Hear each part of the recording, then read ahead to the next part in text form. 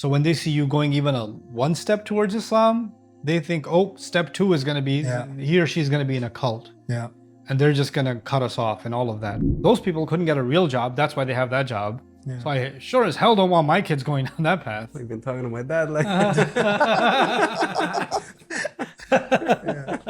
Do you remember the first customer that asked us about the wine?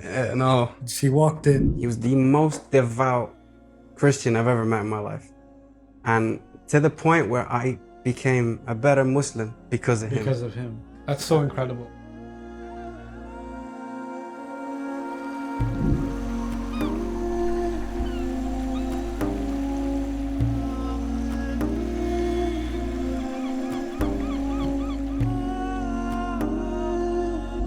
Assalamu alaikum, Anas. Assalamu alaikum. Abubakar. Very nice to meet you guys. Nice to meet you.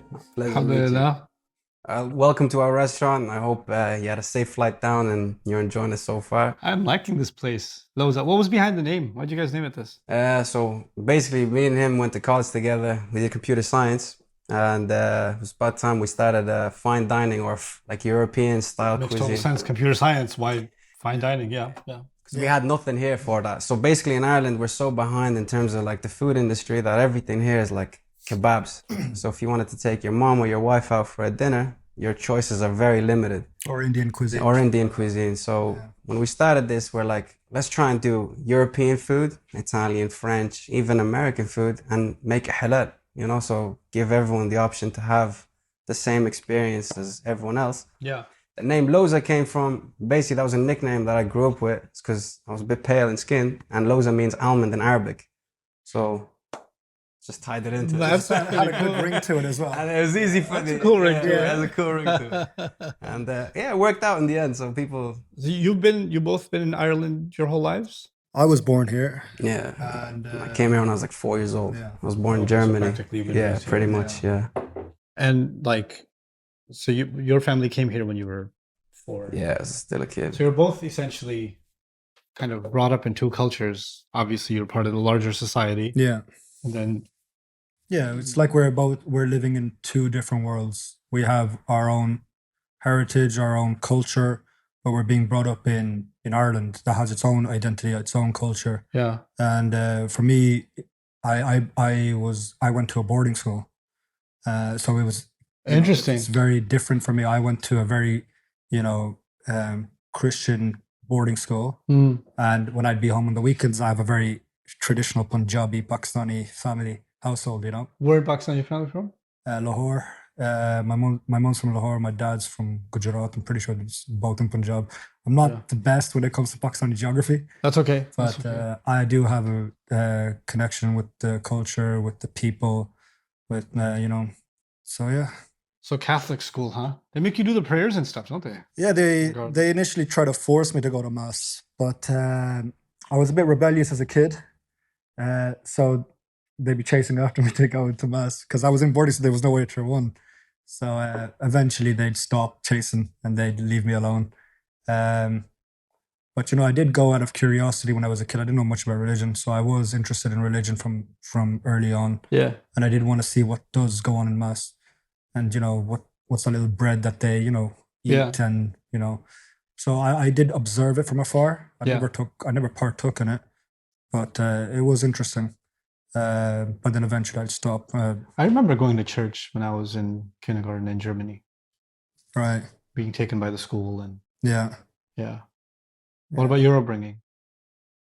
Oh, I don't think it's that interesting. So mine, I think I was fully immersed in the Irish culture. I went to a brother, like Christian brother school.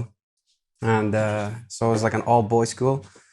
And we literally had priests as your teacher. So, like they'll teach you history and, so I took the classes, like religion classes and stuff like that, because I was the only Muslim in the whole school. Right. The thing is with Ireland, like when we were coming up is you were kind of like the first, so it's not like there was like Muslims around you that like, they even were. So unlike England where there's like second, third, fourth generation even. Yeah. Here you were kind of like the first generation. You're left coming on up. your own. Yeah, so you're like kind of like the introduction to it. So like even people be like, for them as well, it's a culture shock. Yeah. Not even just for you. So how were you like growing up? What do you remember thinking about Islam? Like, how did you perceive it? It's just something my parents do. Is that what it was like? Yeah.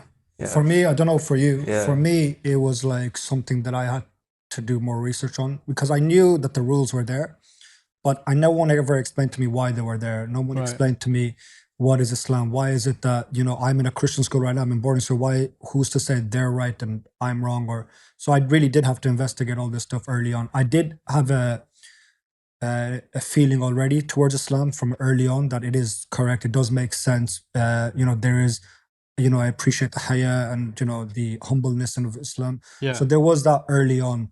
And then obviously when you investigate more and you do more research and then you start to really have a deep appreciation. But the thing is, it's all self-taught. There was no one to teach you. Your parents are So what drove you to learn then? Like, I'd imagine a young guy living in Ireland, there's no real religious restriction. So, you know, girls, drugs, alcohol, parties, the life is accessible to you, right? Yeah. And then Islam is like choosing restriction. Yeah. Now that's why his story is like more admirable than my one, because like now you're making me more interested in your story. No. For my one is like, let's say for example, I didn't have boarding school, right? And like, let's say for example, I don't know how old you were before you got your first Muslim friend. That's a very good question. You know, like, whereas for me, like, we're talking about like he must be really offended. College, bro. Yeah. 18, I think. You know. Yeah, 16. And they weren't good influences, by the way. Yeah, but really? No way, because they were just as lost as I was. So they don't know anything about Islam. I mean, they probably do, but for them, it's just like, you know. That didn't come with the friendship, essentially. Yeah. But now, if we were to, like, they're very strong, they went on the same journey as me. That's really cool, you know? That Allah puts people on these journeys in the most unlikely places. Yeah, so like for his one, that's whenever, like, even that question alone, I was like, I can't compare it with his one. His one was like a different journey altogether. Like, it's like like on his own, trying to, like, it's kind of like reverting in a way. Like, he's just going on that journey on his own. Yeah. Whereas for me, I grew up with a lot of like Muslims from a young age. I see. Here we had we have a mosque here where we get to go every Saturday and Sunday. We'd learn Quran. So like from that, like 7 years old, I was already immersed with kind of like my own people, like, you know, with Muslims.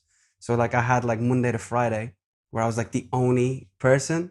And then when I go Saturday, Sunday, I'm like, oh, whoa, like, okay, now I'm back with, so I don't feel out of place on weekends because I go into school. You feel like it's your own people. Yeah, exactly. So like when I go in on, you know, Monday to Saturday and Sunday to like Quran school, you know, from that 9 to 4, when I'm in that school, I feel like this is my own language, the same language I hear at home. Yeah.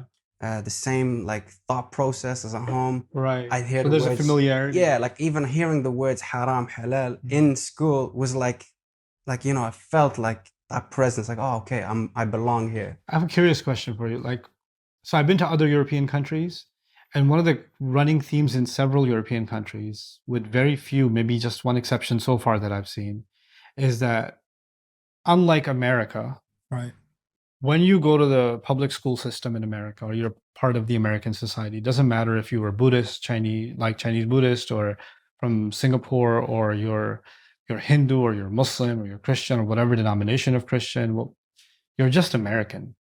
Like it's not like, right, yeah. You don't.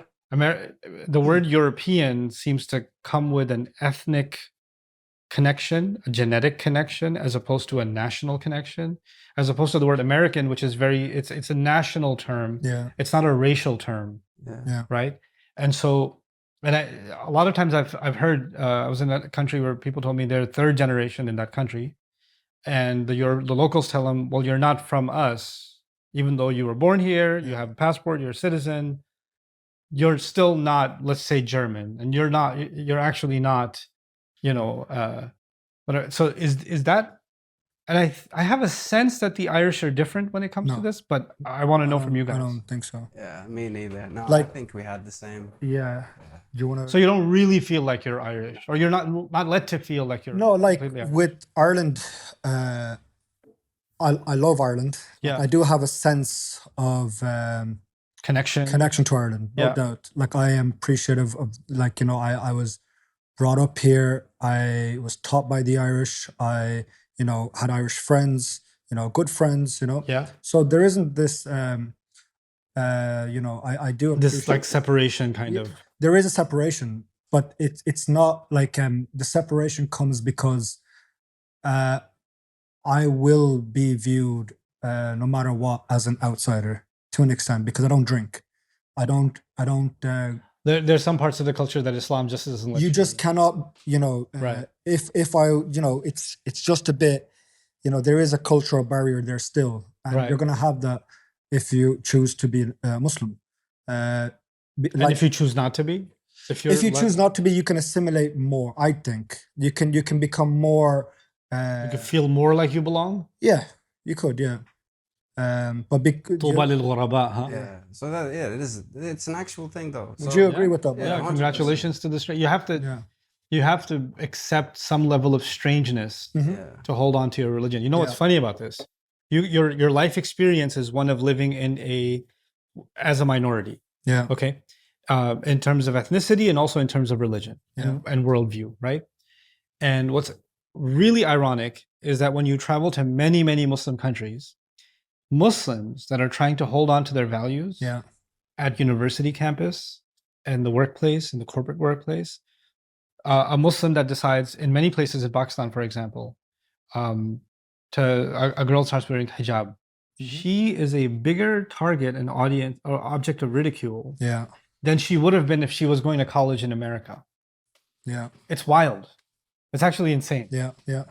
And not just by her peers, but even her own family, like all around. And then if there are Muslim countries where prestigious universities where the young man, when he starts praying, if his friends find out that he's praying, he actually he hides from his other Muslim friends to pray.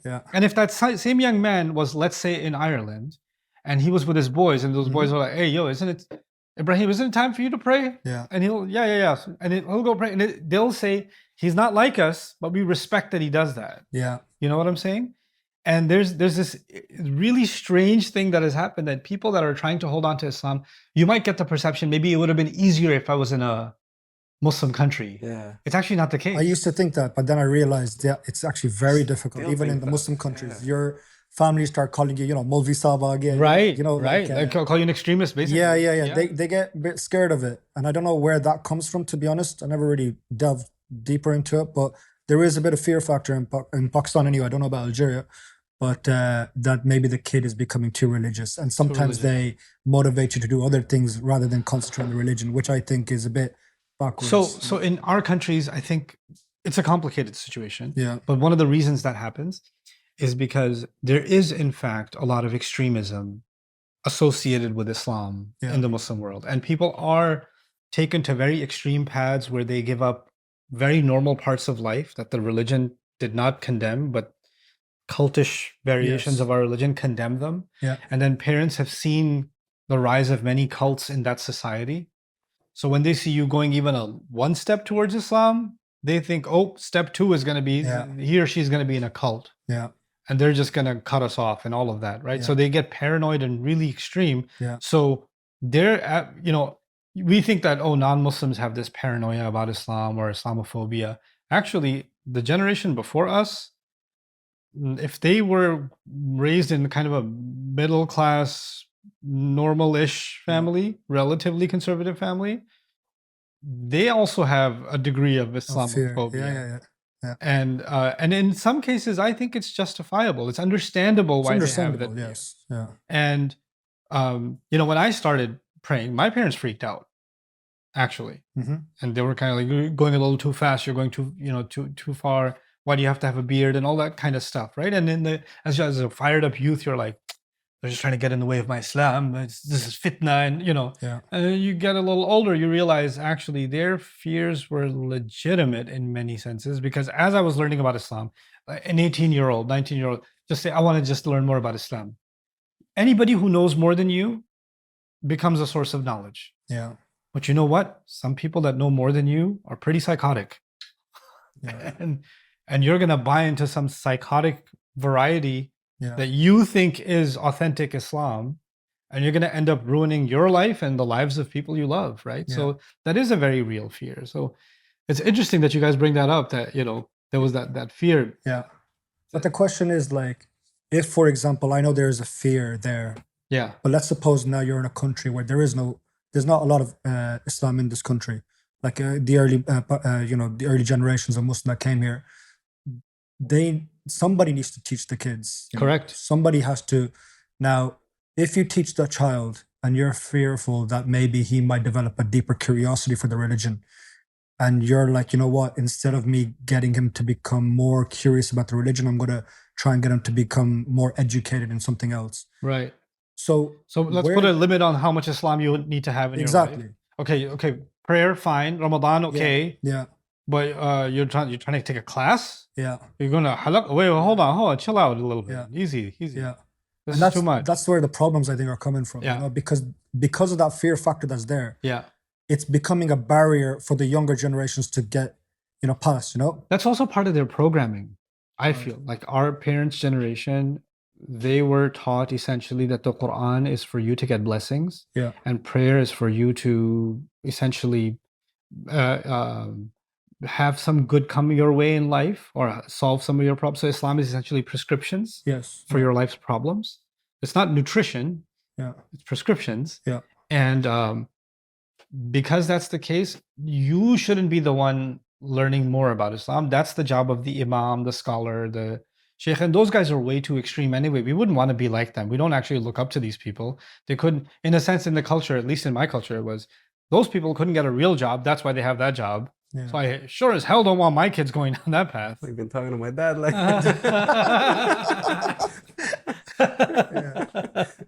Right. So if you're getting interested in Islam, that just means you're going to be a loser in life. Yeah. Right. You're not going to know much about anything else. You're either going to be a loser or you're going to be a rebellious figure from your parents, because your parents, if they're, telling you to, I try to look at both sides of these things. Yeah. I mean, for someone who I've spent many years talking about the deen, studying the deen, but I try to look at things from the other's perspective, right? And I do see a problem. I see a problem of, like, if young men look at the person giving the talk and say, I want to grow up to be that. Personally, I see a problem with that. The reason I see a problem with that, people that are supposed to be educated in their religion and articulate their faith, shouldn't think of that as a career path so much as they should think of that as something that adds quality to their life. Like a programmer, an entrepreneur, an engineer, a medical professional should all be knowledgeable enough that they can articulate themselves and confidently represent their faith. Yes, some of them can go on to become scholars, but even our real scholars in our history were polymath. Like, scholars used to be mathematicians at the same time, engineers at the same time, medical professionals at the same time, right? It wasn't just, they just do Islam and they don't do anything else with their life. Yes, some people can be specialized, highly, highly specialized. But when I hear youth be like, I want to just serve the ummah. How are you going to serve the ummah? I would just serve the youth. How are you going to serve I'm going to give lectures. Yeah. Why are they looking up to you? Like, what aspiration have you given? Like, what other parts of your life have you accomplished something in that they can say, man, they've got the best of deen and they applied the best of deen to every aspect of their dunya too. Yeah. Because if you don't do that, then it sounds like if you're going to take your religion seriously, you have to not take your career seriously because that's dunya. Yeah. You have to not, give a good life to your family because that's dunya, et cetera, right? Yeah. And then you can get extremes like, this is why I don't, go on any outing with my family, or I don't do anything with my friends, and because that's all dunya. Yeah, bro. Like, what did Allah put you in Jannah already? Or like He put you in dunya, right? Like, you have to deal with this world and engage with this world. So that is the flip side of that equation. And I do think religion, our deen needs to be taught, but taught in a way that, like, it fuses with life. Yeah. I mean, I was talking about this like just 2 days ago. I was with my friends in DC, and I was talking to them about, like, the masjid model. It was interesting. There was a Catholic church in Washington, DC. It was basically losing money. People weren't coming anymore, right? People are losing interest in religion, right? So they can't keep asking for funding because they're not going to get it. So what they did was, because they're in a prime area in Washington, D.C., they built luxury apartments on top of the church. Right, okay. And just rent them out. And all the rent now is coming into the church. And now they don't have to, they figured out another way of creating. And actually, the church started getting more attendance because people are living. They're like, might as well check out what's going on. Yeah. But actually, this is a very Islamic concept. And what I mean by that is the masjid, let's say the masjid is like, 6 miles out of the way or 10 kilometers out of the way, right?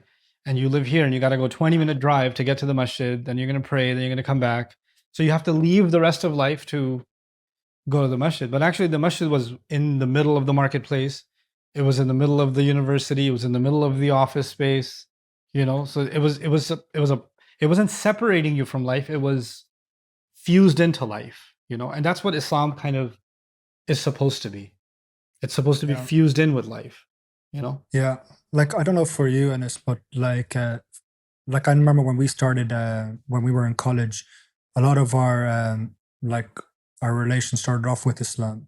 I think a lot of what we tried to become, the positive characteristics of a good Muslim in Islam, we tried to adopt. And I think that became a character building exercise for us. So when we did decide to open up a business, we were of similar character. And I think that's where for us, I think the religion fused with our dunya to give us. Bro, you're on the popular street in Dublin, and you're serving Western food, halal Western food, burgers and brisket and whatever else you serve, and then you're not serving alcohol in Dublin. That's like almost haram. First time I came to Dublin, I got in a cafe. Which pub first? And that's what he asked me. I was like, not a pub. Not just that, but halal food as well. To get the food, the meat is a chore. It's so easy to get haram meat. We can go down the road to a butcher, but to travel to a different county sometimes to get meat that is halal, so we can, serve to everybody. Allah reward you, man. That's beautiful. Yeah, that's so incredible. It was like, for us when we kicked off the Lowza, it was actually primarily a fine restaurant, like nighttime dinner, fine dining like vibe that we wanted, like steaks and 3-course meal and things like that. So when we opened up, there was so much buzz and hype in Dublin about it, because like, the first halal steak. We can never get steak in Ireland. It's the first place, let's go. And we were like packed out 2 days. Packed out. Like, we're talking packed out. Couldn't even know how to handle it. Didn't know how to handle it, yeah. And then the third day came and it was just like 2 tables. Fourth day, 1 table. I think the week after that, we'd open and close with no sales. Not a single person would come in. Yeah. And then we broke like crazy. So we started getting now like Irish customers coming in. And they'd come in with like 6-7 people, again on a Friday, big group. And they'd come in through the door and they're like, we see on your Instagram, the food looks unbelievable. We can't wait to try it. Yeah, come on. Like, where's the wine list? Yeah. And you're like, there's no wine. Do you remember the first customer that asked us about the wine? No. She walked in, it was a couple. They came out late night, around 9 o'clock. Do you remember? No. And they sat down and they're like, do you sell wine? And I was looking at the waitress at the time, like we need to know now how the people react. And the waitress was like, no, we don't serve any wine. And they got up and left. And I was thinking, is this going to be really that difficult? Like, because we were worried now that whether or not wine actually or alcohol, how much of an impact this is going to have on us, Correct, yeah. It's like water here, bro. Yeah. And then Enes started to introduce the non-alcoholic wine. Yeah. And I remember what was funny about it. He the shape of the bottle made us like, no, we're not going to do it. Because it looks so bad. He's like, it looks haram, we're not doing it. And then we stopped doing it. And we started opening breakfast and lunch just to get more out of the business. And then we do closed dinners. Yeah. And the closed dinners, it's the highest level of cuisine, ribeye steaks, sirloin. We have a very creative chef that can, like, he feels that he's the best chef in the world. So we use that as our, to our advantage, okay, make us this, make us that, fuse Indian and Italian, do something new, and Enes. Interesting. This is where Enes gets the most out of himself for his Instagram page, But even that one, like, they'd negotiate with you because they really want to have the food. So they'd be like, okay, look, there's an off license down the road. How about I get my own one. I'll just get my own bottle. Like, and you're like, I can't. And you're literally pleading with them because they really want to have it. I'm curious. You know, there are Christian, devout Christian communities that speak out against the consumption of alcohol. Yeah. And talk about how that's a biblical imperative. Yeah. I actually got a friend for that story. Tell me. So when I was in uni, when me and him, I met him towards like the middle of college when we were in our course. But when I started with a guy from Ecuador. He was the most devout Christian I've ever met in my life. And to the point where I became a better Muslim because of him. Because of him. And I remember we would talk once, we were in college, we'd talk, and he carried his Bible with him everywhere. Like it was like a fabric Bible. He had it covered in a fabric. And I'd ask him, I'm like, oh, why did you carry that? And he goes, it brings me luck. And he reads it every single morning before class. Wow. Before class. And we used to take the bus to go town to go home. The whole bus journey, he'll tell you before we go, he goes, look, I'm not being rude, but this bus ride is like how I talk. Yeah, like how I talk with God. I'd sit there and I'm Muslim, like, you know, and it'd make you feel like, I remember it hurt me so bad because I was like, you know, and I remember once he asked me about like, you know, not drinking, why don't you drink and stuff like that? Or why don't I have a girlfriend? And I tell him, oh, my religion doesn't allow me. I remember once I told him I don't have a girlfriend because my religion, like, you know, it doesn't allow me. He started crying. And he goes, my religion says the same, but I still have one. He's like, it hurts me to admit it, you know? Wow. And I remember the way he was so committed with his own religion. Like, I remember I started taking my religion serious. So like, because of him, so believe it or not, I learned more about my religion, not from a sheikh, Instagram, YouTube. It was actually from a Christian guy my age that got me more serious with my own religion. That's incredible. Yeah, and I started taking my religion a bit more serious just because I was like, that's insane. You know, we're the same age. You know, he never ate pork. He took it serious when there was a party going on. Yeah, Allah talks about that. Allah talks about people that commit to their Bible, and when they hear the ayat of Allah, even if he hears a small snippet of you staying away from something haram because of the ayat of Allah, Allah says you'll see their eyes roll with tears. Yeah. Right? أعينهم تفيض من الدمع. I swear to God, he cried. He actually cried. Allah makes that statement of his. People relive that all the time, you know, and that's one of the things that this even feels to me like a massive opportunity to educate the community about their own, forget Islamic tradition, their own tradition. Yeah. Because I do believe the Irish people are actually deeply faithful people. Like they have the drinking and all that part of the culture, but Christianity has also been a big part of the education and the heritage. I don't know if the young generation is probably much less. Yeah, I think that's more true of the older generation. The older one, yeah. Like he was my age. I pray for him till today. You know that. I went to visit him. He's having a baby soon, so I went to visit him. He moved to Spain, and I go every chance I get. Like to That's awesome. He's a very, very good friend. I always tell him. I always pray for him. Inshallah, he gets, you know, becomes Muslim. So you're both married? Yes. Yeah. You told me baby on the way, inshallah. Yeah, inshallah. Yeah. Inshallah. What about yourself? I'm just married. That's okay. Nobody's perfect. For now, that's a lot. I love that. That's a lot. Alhamdulillah. Yeah, you see, marriage as well is a very difficult when you're running a business that you're just starting up. Yeah. And then you're balancing the marriage, and especially like people who are just married. And like, because we opened up the business, but I opened up the business with you as soon as I got married. So like, Yeesh. Yeah, it was very difficult. So, and I was broke as well. Do you remember the roof is leaking, the toilet's not working, you know, there's dampness in the room, mold, and then on top of that, but she's like, I'm living the life of it. Yeah.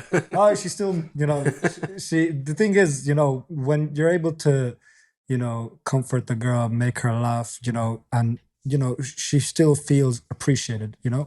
So as long as your relationship is good, I feel like a person can go through any type of struggle, you know. And that's the thing. You know, a lot of people couldn't have pulled off what you know, I did. Alhamdulillah, I pulled it off. Alhamdulillah. Yeah. Allah help you. Allah protect your marriage and keep you guys happy with each other and both of you, inshallah. Yeah. What do you think right now are your biggest challenges? Business, life, anything? No, I'd say he'd have the challenge. My challenge isn't there yet, but I'd say a kid changes the game.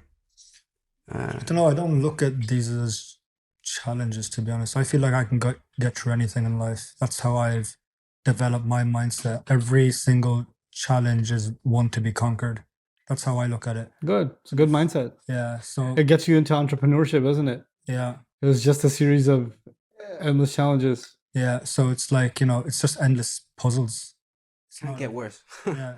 No, we've been. You know, I feel like at this point it can't get worse. I mean, what's the worst that can happen now? Well, what's gonna happen? Yeah, exactly. So we had like a short window of 4 or 5 years where like everything that could go wrong went wrong. Like full on Murphy's Law in the same span of 5 years. Yeah. And after that, now things are starting to turn up. But you see, that's what helped us, you know. And you know, the thing is, you know, the tawakkul that we had.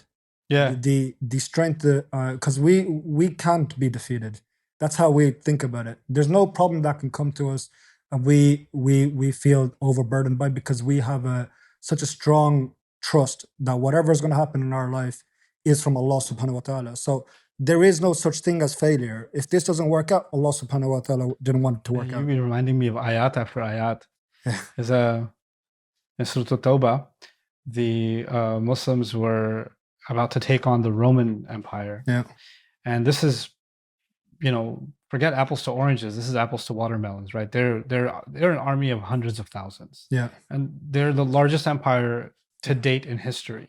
And now the Muslims are they're a little tiny little area of Arabia. Yeah. And they're about to take on the world's massive superpower, right? With literally centuries of military experience. And the hypocrites among the Muslims were like, you're going to get yourselves killed. This is a suicide mission. Yeah. How are you even thinking of this? And one phrase in the ayah in Surah At-Tawbah is, هَلْ تَرَبَّصُونَ بِنَا إِلَّا إِحْدَى الْحُسْنَيَيْنِ. Are you holding back and not joining us because we're going to end up in one of two most beautiful scenarios? Like, that's what they call, there's only two possibilities and they're both really beautiful. Exactly, Either we're going to die and we're going to die serving God. Yeah. That's really beautiful. Or Allah will give us victory, which is also really beautiful. Yeah. So those are the two possibilities you're worried about? Like, that's exactly, a winner mindset, isn't it? Like they're seeing their purpose in life in that light. Yeah. You know? Challenges, difficulties, they're just something beautiful. Yeah. You know? That's the same thing with us. Like when you go out for business, anybody who feels like we're gonna fail at something, we look at them as people with a problem. Like if suppose, like for example, when we started this business, I remember your family as well. They were like, "Listen, bro, this is not gonna work out. It's not gonna work out. You know, just do a job. It's much safer. Business is a risky thing. Mm-hmm. You know, for us, it was those people that had a problem with tawakkul. We don't have a problem. Whether it works out or not, it's in Allah's hands. You know, my dad used to say there's three things for anybody to become successful: have good niyyah, work hard, and pray, make dua. You know, you live by those three things and you have strong character, and you know, you don't get into the negative of what people say, you can accomplish anything. We had family members. That's the hardest one, isn't it? They're family members. You're spending too many hours in the business. And then again, Anis is from a different culture. I'm from a different culture. Right. And they're like, oh, you know, and sometimes some people, they're like, you know, these Pakistanis. These Pakistanis, all these Arabs. Yeah. Arabs say, you know, Yeah. So, you know, but because we were of strong character, I believe that we are, by the way, I'm not saying, but and the reason why I say that I think we are is because we stood the test of time. You know, we've been through all the hardships. We've had people, you know, I remember there were people camping outside our restaurant to see whether or not we were being successful. Do you remember those days? You know, we've had people have, you know, with binoculars, like looking, you know, but because we had such a strong connection with Allah, because we had a deep-rooted relationship that's based off Islamic principles, I felt like we've succeeded, even if we. When did you fail. guys meet each other? What, 10 years 10 ago? years ago. College days? Yeah, college days. Yeah. I don't know, something about the college days, man. Because it's like The friends you make in college? Yeah, it's the discovery. Like you're still trying to get to know yourself, and so like you found yourself in college, and then as you found yourself, you found someone else trying to find himself as well. Yeah. And then like you just get on the same boat, the same journey. We were completely different. Oh yeah. Completely different. Yeah. Yeah, we were not like this. Yeah. I was very shy. He was very talkative. And now I'm shy and he's talking. Rubbed off on each other. But the cool thing is, like, even if you want a business one, I feel like the only reason this whole thing even still working now is like we had good camaraderie. Yeah. Like I'd go and I'd close my eyes. I'm like, you know, I trust them with everything, my family, my bank, my money, anything. And it's the same the other way around. Yeah. When you have that kind of level, a beautiful thing to have, man. Yeah, and you can't. And as you get older, you realize that's the most precious thing you can have in life. Yeah, and it's not like you even have blood between us. Like, I mean, he's from like Asia, I'm from Africa. Like, it's like totally different continents. But I feel like since we have the one of Islam, isn't it? Yeah, that's the only exactly. That's the point. That's the only denominator, the common denominator between us. And it like listen, look, this is the religion. This is what you have to be with each other. And that's it. So whenever like I don't think about it. I just think like, oh, if I was gonna do something, like everybody's watching me, you know, I can't do that. You know, it's like, oh, he trusts me. I can't break that trust. But if I had this on my own, or if he had this on his own, I don't think we'd be anywhere near where we are now. So it's like obviously we have the third partner in this whole relationship, and that was Allah. So it was like us two and then Allah. So it was a good deal. It was a good business plan. Yeah. Allah give it more and more success. Put barakah in your rizq. I pray that Allah takes the barakah from this rizq and brings it into your entire family's lives, into your children's lives. Inshallah. You know, and makes this a sadaqah jariyah for generations to come. My dua for this place is that you know, as the years go by, this becomes a franchise, and there's like Lowzas all over. Soon we're coming to DC soon. Inshallah. Very nice talking to you guys. And such a great experience coming here. Thank you for coming. It's an absolute honor to have you. Alhamdulillah. Assalamu alaikum.